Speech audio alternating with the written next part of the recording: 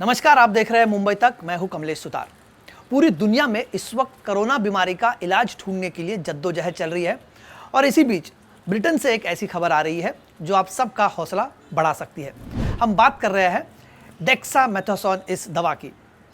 Dexamethasone दवा को corona से जान बचाने वाली पहली दवा बताया जा रहा है, लेकिन यह दवा कितने मरीजों की जान बचाने में कारगर होती है, डॉक्टर कब से इस दवा से इलाज शुरू करेंगे, ट्रायल में कितने लोगों को शामिल किया गया था, आइए जानते हैं इस दवा से जुड़े ऐसे तमाम सवालों के जवाब। तो सबसे पहले, किसने किया यह ट्रायल?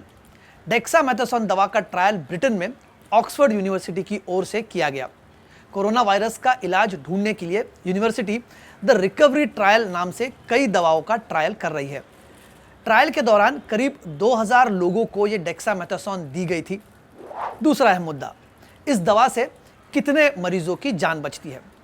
डेक्सामेथासोन दवा के बारे में बताया गया है कि वेंटिलेटर और ऑक्सीजन सपोर्ट पर रहने वाले लोगों को सबसे अधिक फायदा हुआ है।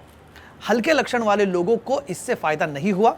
ट्रायल से जुड़े एक्सपर्ट्स का कहना है कि वेंटिलेटर पर रहने वाले मरीजों की मौत का खतरा 40% से घटकर 28% हो गया है। यानी अगर पहले वेंटिलेटर पर रहने वाले 100 लोगों में 40 लोगों को मौत का खतरा रहता था, तो इस दवा के इस्तेमाल के बाद यह खतरा 28 लोगों तक ही सिमट गया। तीसरा मुद्दा, ऑक्सीजन सपोर्ट पर रहने वाले कितने लोगों को इस दवा का फायदा हुआ है? स्टडी के मुताबिक कोरोना के गंभीर केस में वेंटिलेटर पर रहने वाले औसतन 100 मरीजों में से 60 की जान आमतौर पर बचती है। इस दवा के जरिए 12 और लोगों की जान बच गई।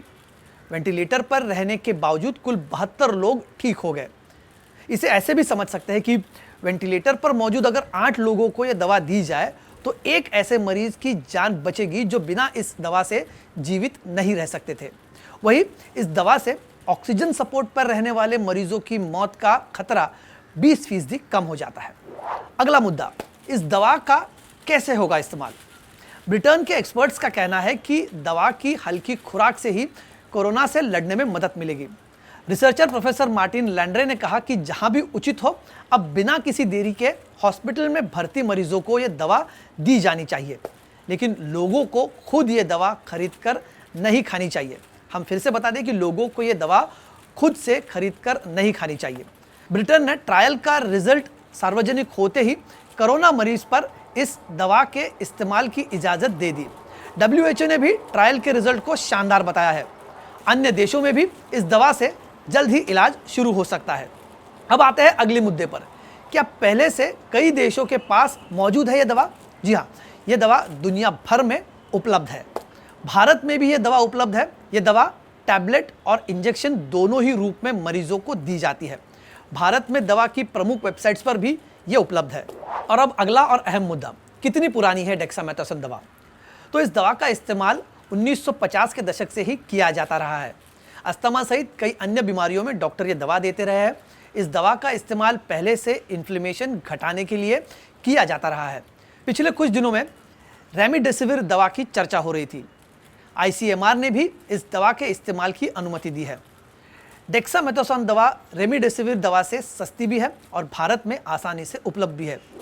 हम आपको फिर से एक बार बता दें, जो बातें हमने बताई वो ब्रिटेन में किए गए रिसर्च पर आधारित है। दर्शकों से फिर से गुजारिश है कि बिना डॉक्टर की सलाह से या बिना प्रिस्क्रिप्शन से यह दवा नहीं लेनी चाहिए, क्योंकि इस दवा के सीरियस साइड इफेक्ट्स भी हो सकते हैं। मुंबई तक में फिलहाल इतना ही। आप देखते रहिए मुंबई तक।